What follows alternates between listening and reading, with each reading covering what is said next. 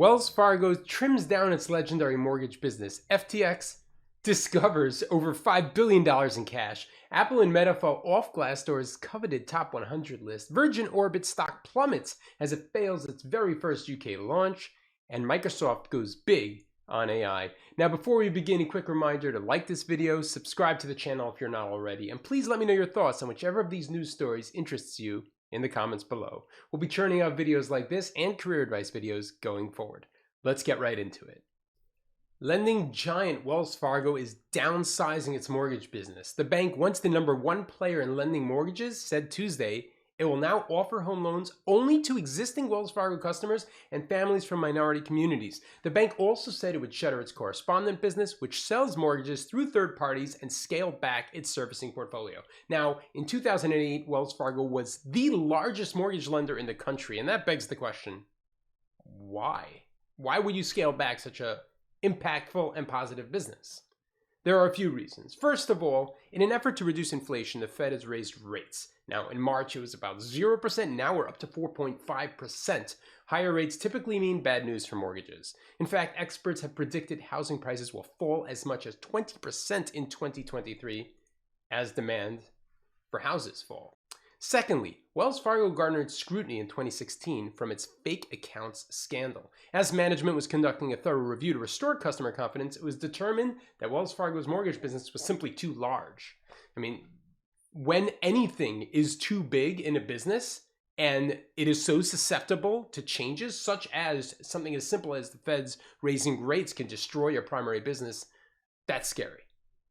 Thirdly, Wells Fargo continues to be in trouble with regulators. Last month, the Consumer Financial Protection Bureau ordered Wells Fargo to pay a $1.7 billion fine for widespread mismanagement over many years that has harmed nearly 16 million customer accounts. And finally, they're following the other banks.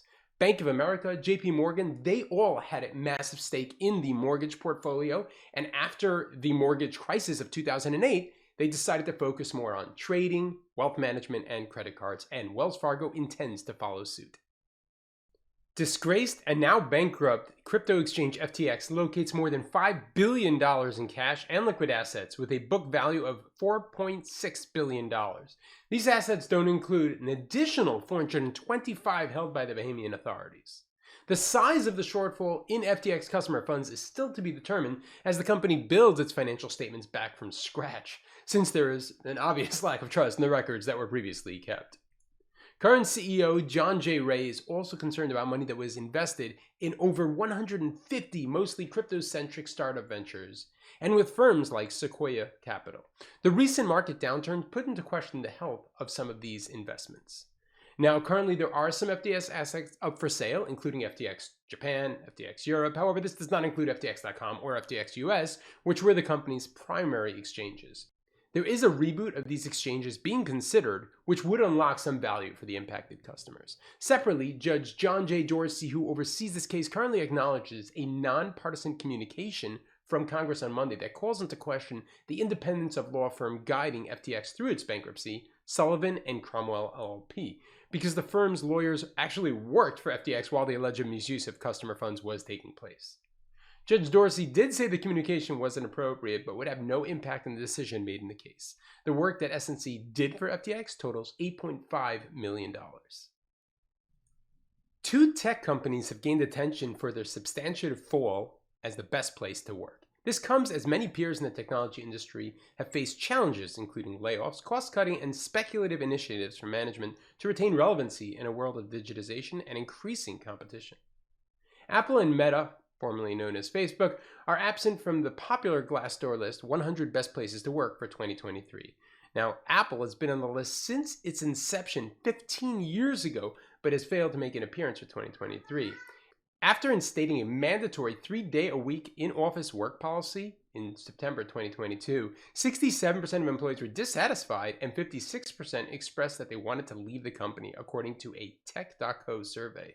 This return to office policy has been poorly received by its employees as it removes the allowance for remote work.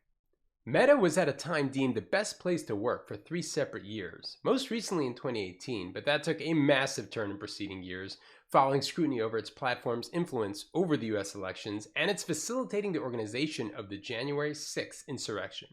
From 2021 to 2022, Meta went from a number 1 ranking to 47, a 36 place decline. Now it's not even considered in the top 100.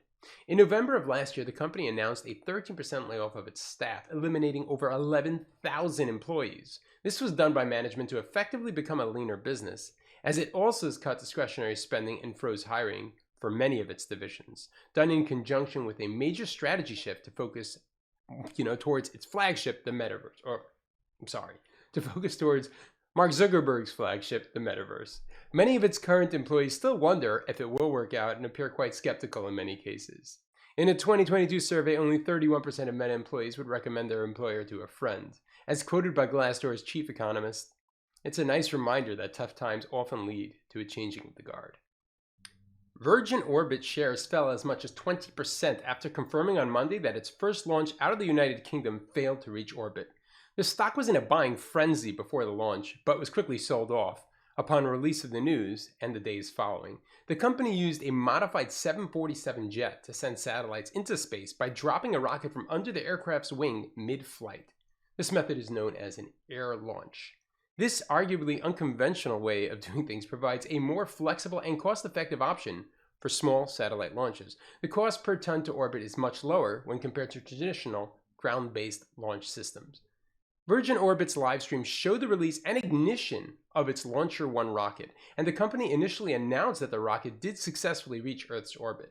However, the company later reported that the launch experienced an anomaly, and the 9 satellites on board would not be able to reach their intended orbit. The failure apparently occurred as the rocket was traveling 11,000 miles per hour.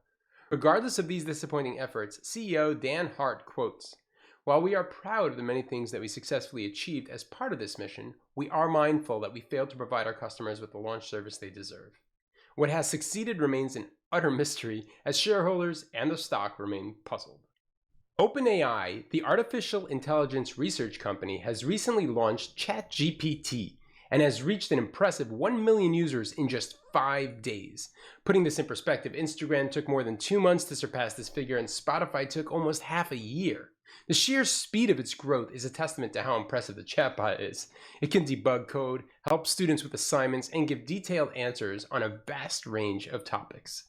Tesla CEO describes the tool as scary good, warning that we are not far from dangerously strong AI.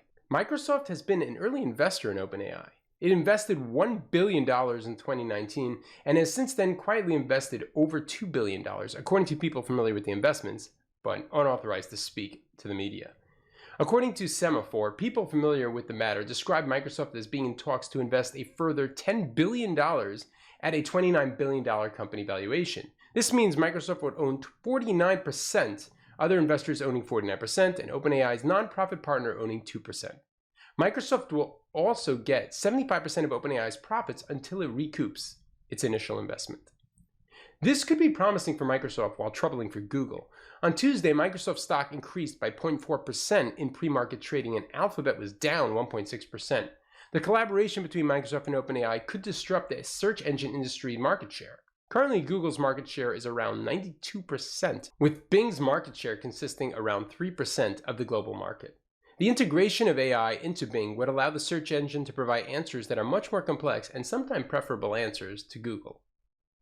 It's good to know, by the way, as a side point, that in 2014, Google did purchase DeepMind, which is an AI firm as well, and allegedly has a really good chatbot, maybe as good, if not better, than ChatGPT. So we'll see where they go with that. But regardless of where the investment goes ahead, the future of AI looks brighter the more time goes on. While GPT-3 has 175 billion parameters, GPT-4 is rumored to have over 1 trillion parameters. It's expected to improve accuracy and efficiency over its current language model. The chatbot is moving one step closer to reaching its goal of mimicking the human brain. All right, that is the end of this week's news segment. I would love to hear your thoughts on any of the stories we covered, or even just the style of coverage in the comments below. As always, have a spectacular week.